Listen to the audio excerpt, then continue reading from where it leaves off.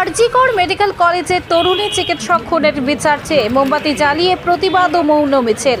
মাথাভাঙা উজান ভূমি ফাউন্ডেশন ও নাগরিক মঞ্চের উদ্যোগে আরজিকর মেডিকেল কলেজের পড়ুয়া ছাত্রের ধর্ষণ এবং তাকে খুনের প্রতিবাদ জানিয়ে মিছিল সংঘটিত হয়।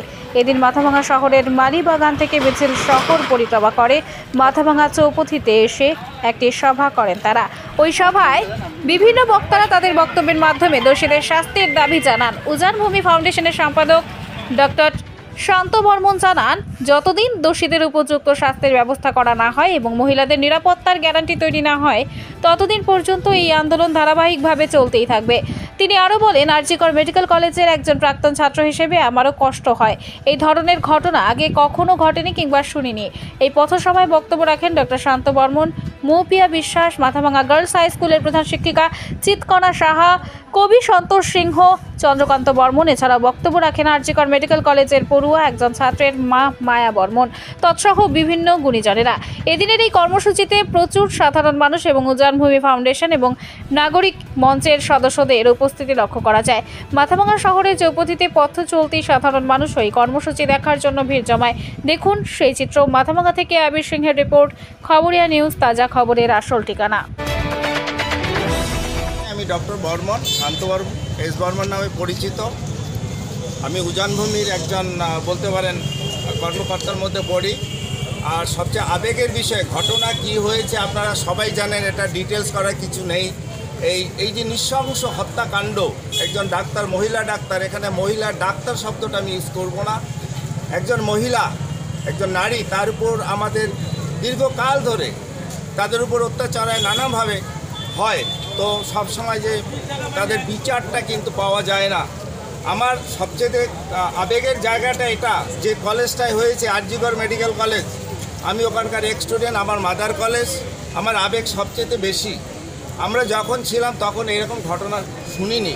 তো আজকে দিনের দিন পলিটিক্যাল যে কোনো কারণেই হোক, মানুষের হাতে পয়সা এসে গেছে, মানুষের চরিত্রের পরিবর্তন হয়ে গেছে, সেই জন্য আজকে এইরকম একটা নৃশংস হত্যাকাণ্ড হতে পারলো।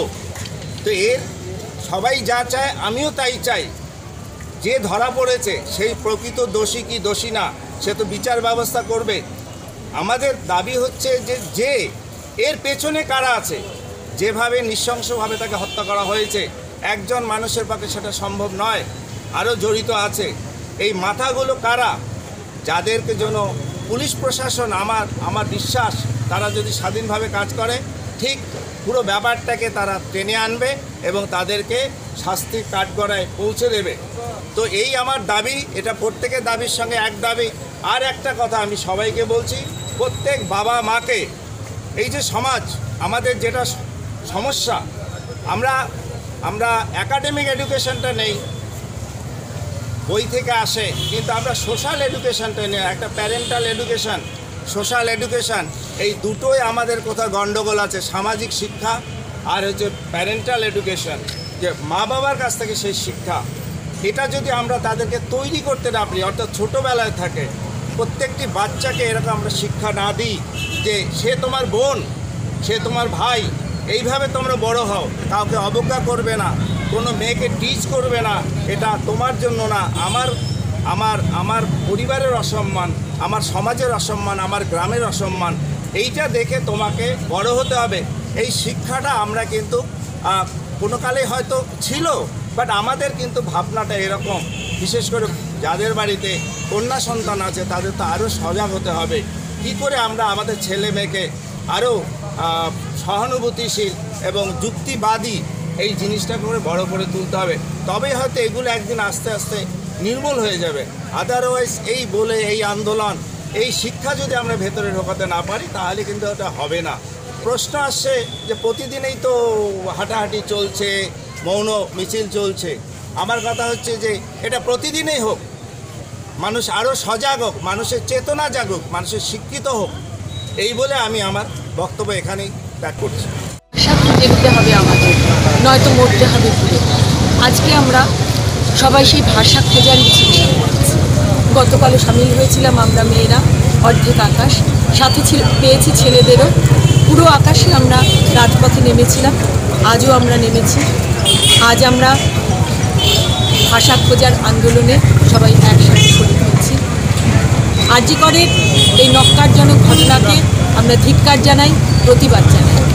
শিক্ষার সাথে জড়িত, তাই চাই আমরা এমন মানুষ তৈরি করতে যাদের কাছে পৃথিবী হবে আলো, সেখানে অন্ধকারে কোনো জায়গা নেই।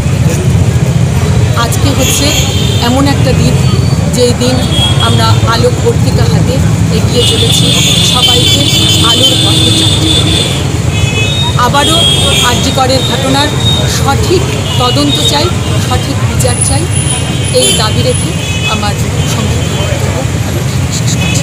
মৌন মিছিলের মাধ্যমে যে বার্তা দিলাম এবং গতকালকে জি করের ঘটনাকে কেন্দ্র করে সোশ্যাল মিডিয়ায় যে ঝড়টা উঠেছিল প্রথমে, যে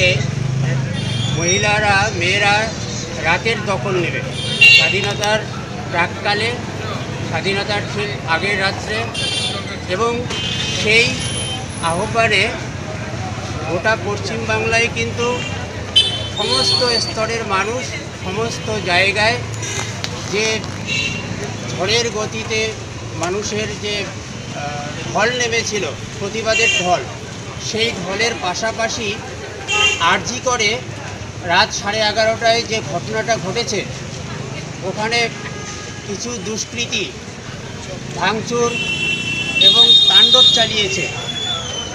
আমাদের প্রশ্ন হচ্ছে যে জি করে এরকম একটা সেন্সিটিভ ঘটনা ঘটলো, একজন মারা গেল, একজনকে মারা হলো, তারপরে সেখানে আটোশাসো প্রশাসনিক যে পুলিশি প্রহরা চলছিল, তারপরে সিসি ক্যামেরা আগের তুলনায় 2-3 গুণ বাড়ানো হয়েছিল, তারপরেও গতকাল রাত্রে যে তাণ্ডবটা চালানো হয়েছে এবং ওখানকার ডিউটিরত নার্সদের যে বলা হয়েছিল যে আজকে এটা ট্রায়াল দিয়ে গেলাম, আগামীকাল আপনাদেরকে ধর্ষণ করে যাব, মানে আজকে রাতের, মানে ওরা হুমকি দিয়ে গেছে।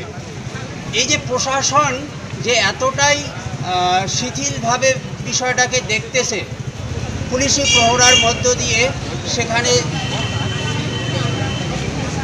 মানে সাধারণ মানুষের যাতে নিরাপত্তা রক্ষা করার দায়িত্ব পালন করে, আর যদি এই নিরাপত্তা রক্ষার দায়িত্ব পুনরায় যদি ব্যাহত হয়, তাহলে কালকের যে ঢল গোটা পশ্চিমবাংলার মানুষ দেখিয়েছে, হয়তো আগামী দিনে আরও বৃহত্তর গণ অভিযান, লং মার্চের জন্য মানুষ কিন্তু প্রস্তুতি নিয়ে আছে। এইটুকু বলে সরকারকে একটা পুনরায় এর কড়া হুঁশিয়ারি দিয়ে আমরা আমাদের আজকের মৌন মিছিলের অনুষ্ঠান, মৌন মিছিলের শোভাযাত্রা, মৌন মিছিলের মাধ্যমে যে আমাদের প্রতিবাদ, সেই অনুষ্ঠান শেষ করছি।